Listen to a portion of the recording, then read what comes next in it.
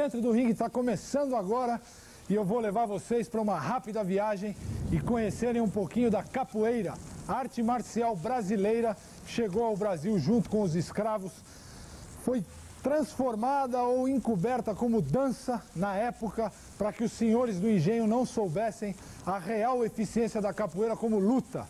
E para falar da capoeira, está aqui com a gente o mestre Hulk, que foi o campeão do primeiro Brasil Open de Vale Tudo na fase brasileira, quando ele derrotou o lutador de jiu-jitsu Amaury Bittetti e depois passou para a fase internacional. Para falar sobre tudo isso, está aqui com a gente o mestre Hulk. Não sai daí não, fica comigo, Por Dentro do Ringue está começando agora.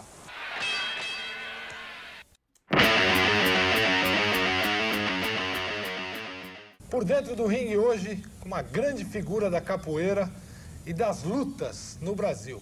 Mestre Hulk, que ganhou a fase nacional do Brasil Open de Vale Tudo. O mestre Hulk venceu o lutador de jiu-jitsu Amaury Bittetti. E depois, na fase internacional, teve a infelicidade de perder para um lutador canadense.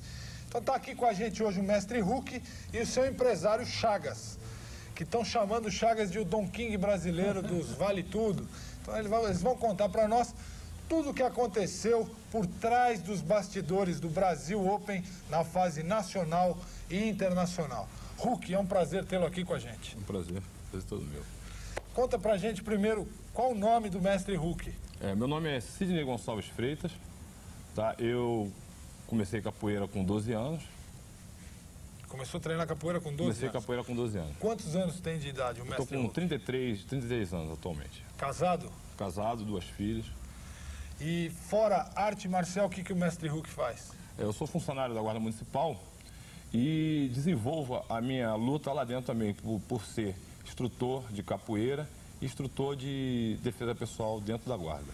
Então você treina capoeira especificamente há quantos anos? Há 21 para 22 anos. Então conta pra gente qual a importância da capoeira na sua vida. Praticamente, a capoeira hoje em dia ela está inserida na minha vida. Eu não consigo lembrar de momento nenhum da minha vida que não tivesse a capoeira. Porque quando eu me casei, teve capoeira na porta da igreja, teve capoeira no baile.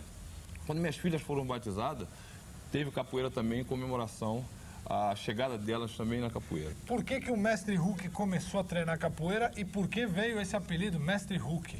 Essa é uma história antiga. Normalmente o capoeirista, todos eles têm um apelido. E eu consegui furar um bom tempo esse lance de apelido. O meu nome, até cordel de contramestre, era o contramestre Sidney, que é o meu nome. E esse apelido só veio depois de contramestre. Uma vez, numa situação em Santa Cruz, lá em Urucânia, eu jogando um jogo mais duro com um grupo de pessoas, terminei esse jogo mais duro, vamos dizer assim, de uma certa forma, vitorioso, e as pessoas começaram a comentar, pô, teve um cara aqui, um cara forte e tal, pô, parece o Hulk. Aí foi ficando esse negócio de Hulk, e no início o apelido era Hulk de Urucânia, e com o tempo ficou só Hulk e é o que me conhece até hoje, como o mestre Hulk. E você gosta desse apelido ou não? Hoje em dia eu me conheço mais como Hulk do que Chama Sidney, você não olha. Eu fico assim, pô, Sidney, ninguém me chama de Sidney. Minhas filhas mesmo não me chamam de Sidney. E por que o mestre Hulk começou a treinar capoeira? Quem te introduziu a capoeira? Bem, a capoeira, vamos dizer que com meus 8 anos de idade, mais ou menos, aproximadamente meus 8 anos de idade, eu uma vez numa rádio, eu não me lembro qual era a rádio, num projeto Minerva na época, eu comecei a ouvir as músicas de capoeira e senti maior vibração, maior aspiração pelas músicas. E sabia que se referia de capoeira. Então meu irmão, que hoje em dia é falecido, ficavam fazendo movimentos que pra gente era o movimento característico da capoeira. E mais tarde eu fui saber que aquele movimento realmente era o da capoeira, né? Então, vamos dizer, 4 anos após eu conheci uma academia, que era até fundo de quintal, onde a capoeira funcionava mais tradicionalmente. E quem era o mestre? O mestre Jorge Portes Elídio, que é o mestre Porte atualmente. E a capoeira de esporte, a parte esportiva da capoeira, o mestre Hulk participa de campeonatos? Eu participei de todos os campeonatos. até um dia que a federação deu um tempo com os campeonatos. No Rio de Janeiro? No Rio de Janeiro, até a nível nacional também. Qual o título mais importante que você conquistou na capoeira? Na capoeira eu fui bicampeão brasileiro. Inclusive eu ganhei a primeira vez em 84 aqui em São Paulo, no Ibirapuera. E ganhei o segundo campeonato brasileiro em Friburgo. Isso foi em 86. Quer dizer, a gente mantém o título. Então, o mestre Huck, não só no meio das lutas, por causa do Vale Tudo, que a gente já vai falar já sobre isso, é muito conhecido no meio da capoeira por esses títulos. Eu penso que bastante, né? E conta pra gente agora, principalmente pra mim, que eu vou ser sincero, e por dentro do ringue procura sempre passar a opinião do Batarelli.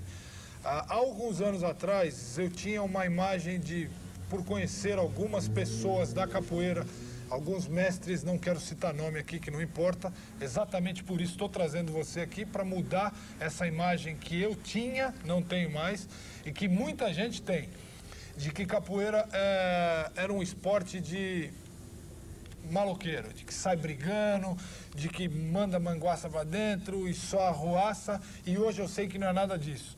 Então, tá aqui o mestre Huck, que ministra aula na Guarda Municipal. A gente está até mostrando imagens dele num hotel lá do Rio de Janeiro, no Hotel Meridian, num congresso da Guarda Municipal do Rio. E eu queria que ele falasse exatamente sobre o lado importante, o lado cultural da capoeira, o lado educativo e alguns picaretas que existem em todas as áreas, não só no esporte, como no geral. E eu queria que você passasse exatamente esse outro lado da capoeira. Bem, esse lado aí, ele é crítico, porque até a formação da capoeira ela é meio crítica. Porque a capoeira veio das duas classes, vamos dizer assim, mais massacradas no país, que é o pobre e o negro.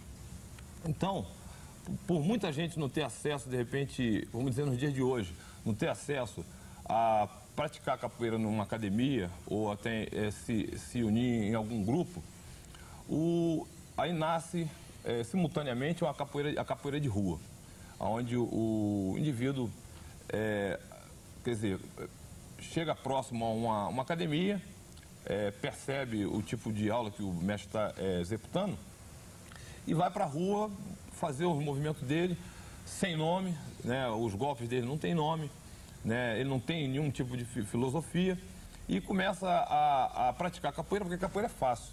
O cara tem um gingado do corpo, para aprender a capoeira é bastante fácil.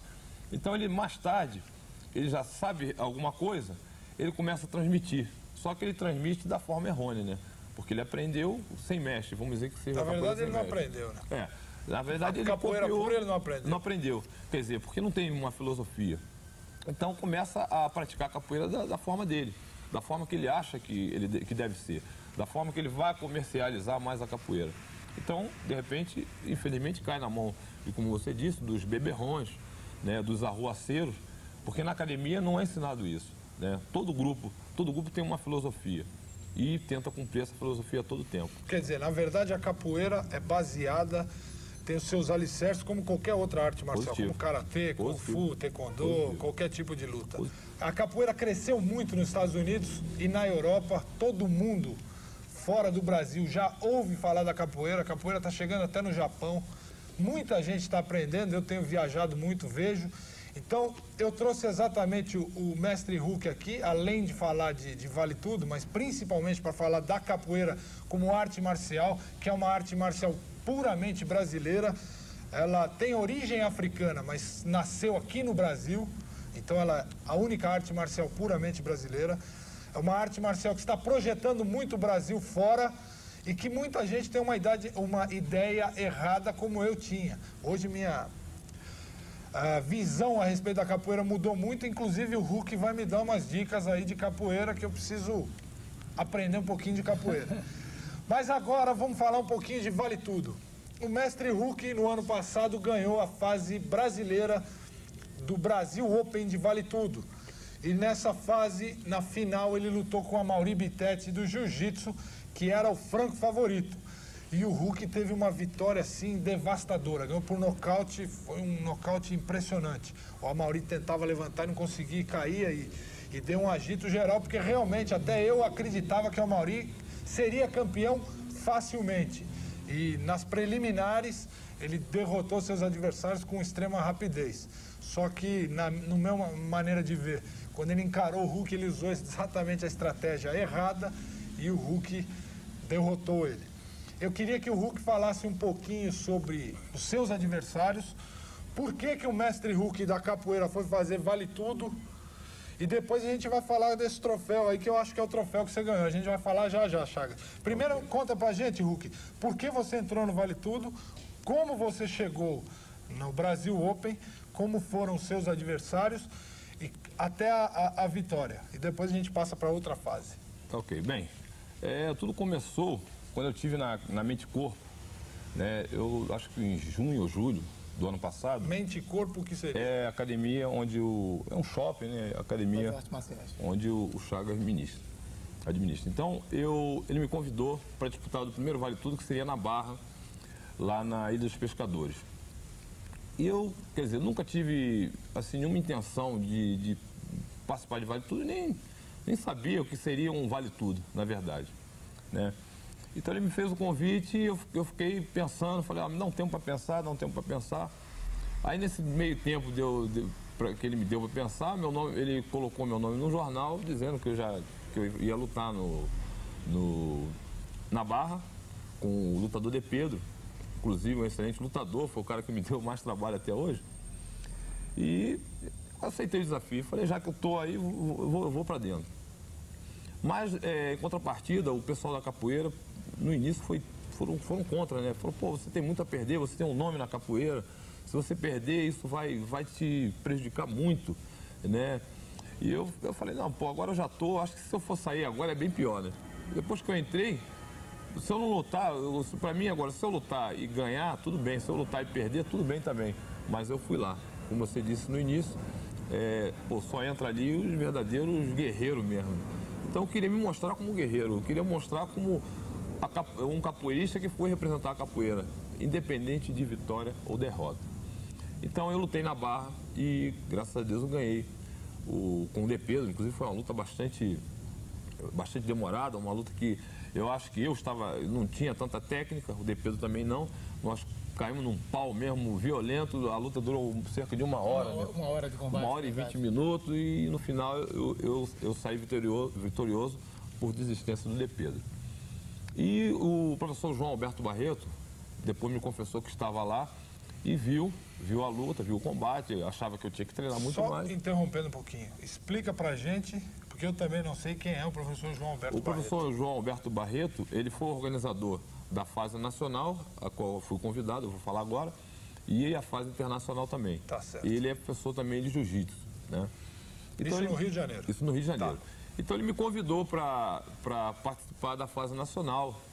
Aí eu também, quer dizer, eu falei, pô, a fase nacional agora vai ser uma barreira muito maior. Depois, quando eu tomei conhecimento dos lutadores também, eu falei, pô, eu teria que ter muito mais tempo para treinar, para mais tarde eu dizer, agora eu estou apto a fazer esse combate. Mas esse tempo foi curto. Eu treinei o que deu e fui para Cara e Coragem. Eu não tinha, assim, eu entrei no ringue ali com maior vontade de ganhar.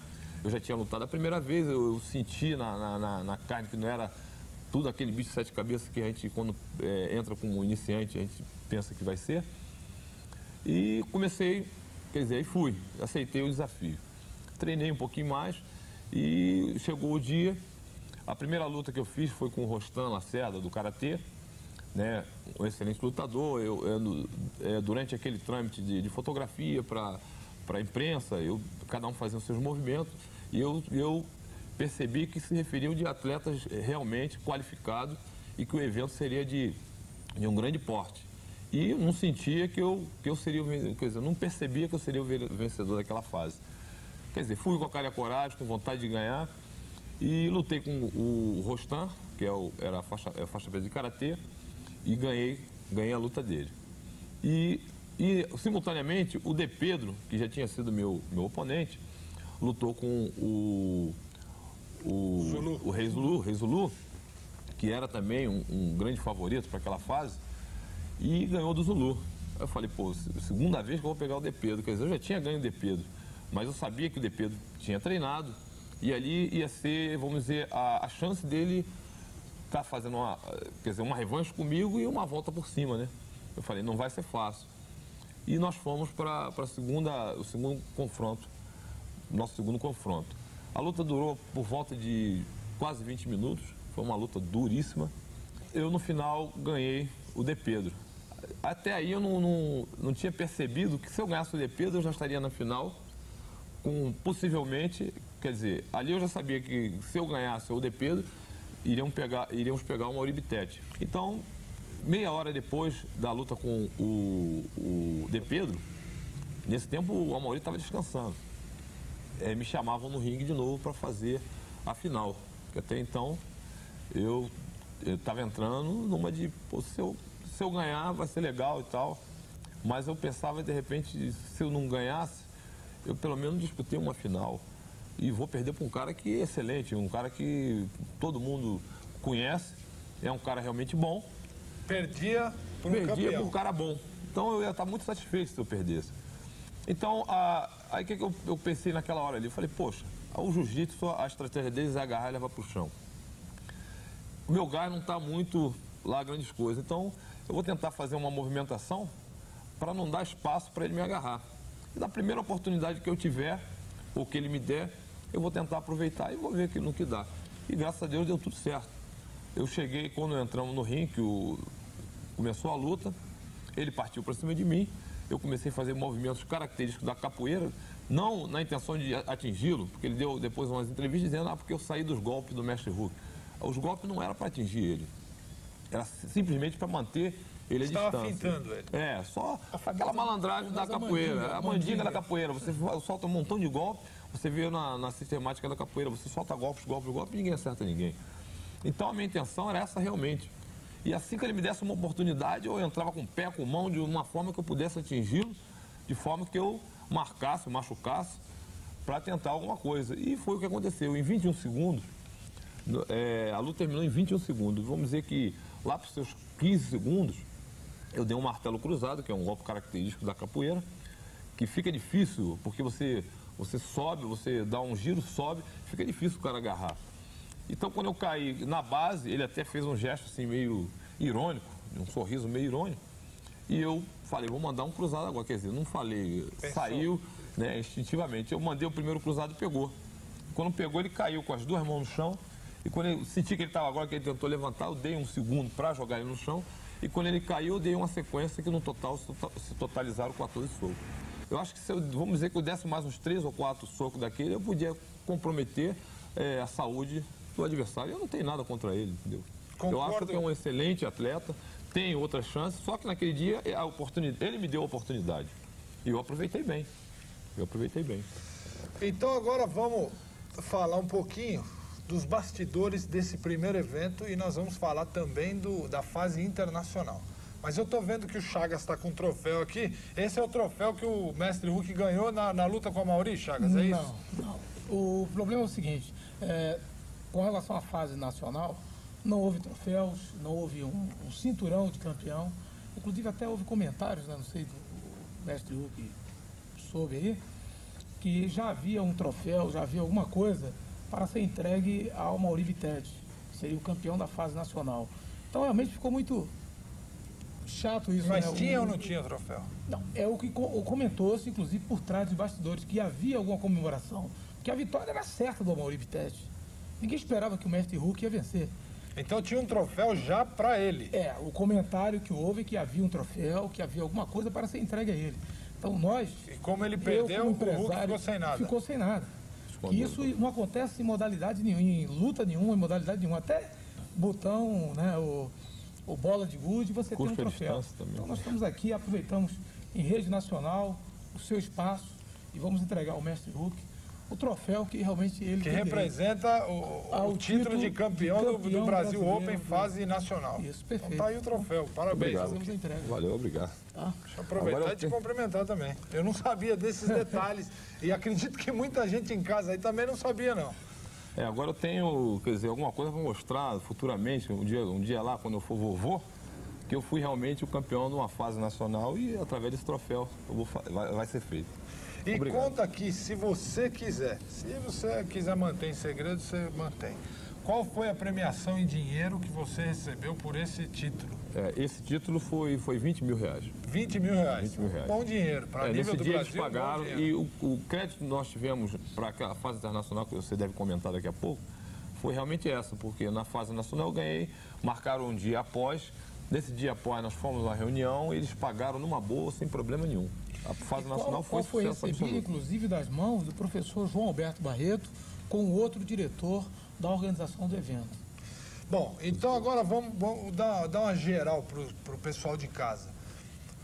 O campeonato era dividido em 3 fases. A etapa nacional, que o Mestre Huck ganhou, aí viria a etapa internacional, que seria o Mestre Huck mais 7 lutadores de fora do Brasil, que aí sairia um campeão internacional, que depois de uma semana, não sei quanto tempo, enfrentaria o grande campeão Rickson Gracie, que aí sim a premiação total, somando todos os prêmios, chegaria a 600 mil dólares ou algo parecido. Então o Mestre Huck foi para a fase internacional. E aí deu um azar, na primeira luta pegou um canadense e perdeu por nocaute para esse canadense. Mas ele e o Chagas têm algumas observações a fazer a respeito dessa organização. Estava combinado uma coisa e na verdade aconteceu outra. Então eu queria que começasse o Huck comentando sobre isso, inclusive tem até a história de cheque sem fundo, não pagaram, polícia. E aí o Chagas explica a parte empresarial, o que aconteceu por trás dos bastidores, que nem o Huck, na verdade, na hora lá sabia. Bem, o que aconteceu, hoje em dia, eu posso resumir isso tudo como uma falta de respeito ao atleta, né? Eu acho que a todo mundo, as pessoas que foram lá participar do evento, quer dizer, eu acho que foi uma falta de respeito tamanha, porque eu pensando do meu lado, o que os outros fizeram, eu não sei bem, mas eu tive que abdicar praticamente uns 3 meses da minha família, porque eu tinha que treinar de manhã, de tarde, de noite. O treinamento foi intenso, foi muito intenso. E eu acho que eles não levaram em conta isso. O evento foi cancelado 3 vezes, isso já abala psicologicamente, eu acho que qualquer atleta. Quando vai chegando quase o dia, você está se preparando, tal, em geral, aí eles cancelavam, vai ser dia tal, vai ser dia tal. Eu acho que na 4ª vez é que o evento ficou de começar, de ter. Né? Tanto é que no dia da luta, um dia antes nós não sabíamos ninguém sabia se ia ter a luta. Fomos para o Maracanãzinho na incerteza ainda se ia ter combate ou não. Quando chega lá, fizeram uma reunião e disseram que a minha luta seria a última e eu ia lutar com o Naoki Taira e eu lutaria a primeira luta, a última luta. E me colocaram de repente, me chamaram para fazer uma volta de apresentação e no meio dessa volta de apresentação eu percebi que o canadense já estava no ringue e mandaram que eu subisse pro ringue. Eu falei, não, eu estou sem o protetor, eu ainda nem aqueci, não está na hora de eu subir. Não, a sua luta é agora e você tem que subir pro ringue.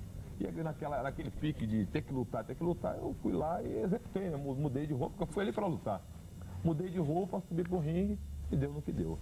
Então, eu queria agora que o Chagas contasse pra gente rapidamente a história dos bastidores, cheque sem fundo, quem é o cara que o Huck...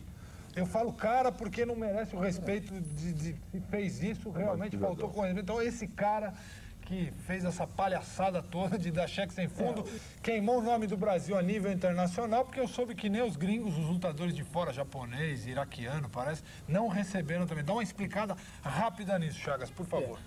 É verdade, inclusive com relação ao nome, você fala o nome do Brasil, o nome do Rio de Janeiro, né? Porque inclusive estava envolvido o governo do estado do Rio de Janeiro, porque cedeu o Maracanãzinho, né? E essa pessoa, o seu Carlos Alberto Scorzelli, é lotado na Secretaria de Planejamento. Queria até aproveitar para fazer um pedido ao nosso governador, Marcelo Alencar, né? Que possa realmente resolver esse impasse, porque até agora não recebemos os 5 mil reais de um cheque de uma conta encerrada, né? E ele está se escondendo na Secretaria de Planejamento. Então o que houve é o seguinte, foi super desorganizado o evento, né? Uma semana antes nós não sabíamos quem eram os lutadores, ficha técnica. 2 dias antes não sabíamos nada. Chegamos na sexta-feira, um dia antes do evento, sabíamos que o Huck ia lutar com o Naoki Taira, né?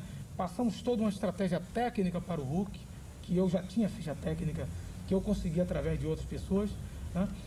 Chegando o jornal, inclusive, publicou, o Jornal do Brasil, os lutadores de sábado e do domingo.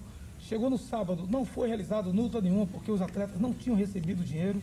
Então, a previsão nossa é que no domingo não ia ser realizado o evento, né?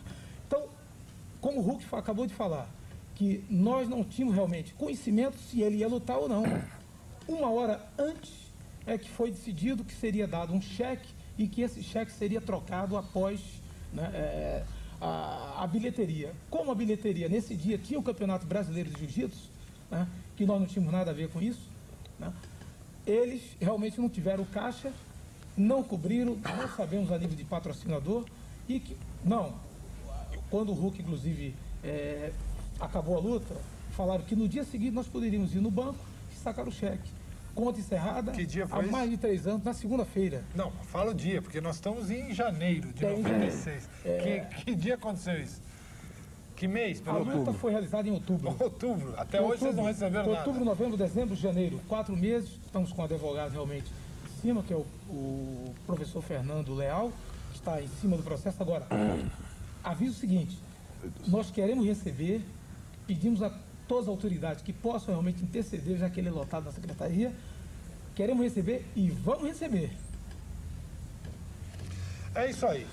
Eu queria só agradecer a presença do mestre Hulk e do Chagas, dizer para vocês aí de casa que acompanham e já se acostumaram ao nosso programa Por Dentro do Ringue, que está aqui para mostrar exatamente o que acontece não só dentro do ringue, mas por trás, nos bastidores, e mostrar quem é quem. Seja picareta lutador ou picareta promotor, porque o esporte é uma coisa séria. Eu sou um esportista, eu sou um atleta. O Brasil está cheio de atletas bons. O esporte que mais traz medalha olímpica é judô, são esportes das lutas. O taekwondo está aí, a gente ainda vai trazer esses atletas do taekwondo aqui para entrevistar. Então a gente não pode deixar que o Brasil seja enlameado por alguns promotores, pseudo-promotores ou cartolas que fazem essa palhaçada. Eu não admito isso. Eu, como lutador, ainda sou campeão do mundo. Pantera Negra é campeão do mundo. Temos Aurélio Miguel, Douglas Vieira, Rogério Sampaio, Mestre Hulk, Rickson Gracie, Royce Gracie. Quer dizer, temos Marcos Ruas, que vai estar aqui com a gente por dentro do ringue ainda no mês de janeiro. O Renzo Gracie, que ganhou um outro campeonato de vale tudo nos Estados Unidos. Quer dizer, tem muitos lutadores que elevam o nome do Brasil lá fora, que chegam lá fora, participam de competições muito bem organizadas, recebem tudo aquilo que foi tratado, e os lutadores de fora vêm aqui e participam dessa palhaçada, não recebem nada, e fica mal para quem? Para nós que praticamos o esporte. Então, todo lutador, vão procurar saber quem está organizando. Se é picareta, não entrem no campeonato. É um conselho que eu dou, não entra porque não vai receber. O Hulk aprendeu a lição pelo lado mais difícil. Então, vamos tomar cuidado, e as autoridades do Brasil, vamos prestar atenção, principalmente nos torneios a nível profissional, que dão prêmio em dinheiro, quem está organizando e se a pessoa que organiza tem caixa, porque o cara tem que ter caixa para pagar antes, está aqui o dinheiro. Deposita na federação que estiver supervisionando o evento. E muitos desses eventos não são supervisionados por federação nenhuma. Então, a denúncia de Por Dentro do Ringue fica aqui para que as autoridades tomem conta.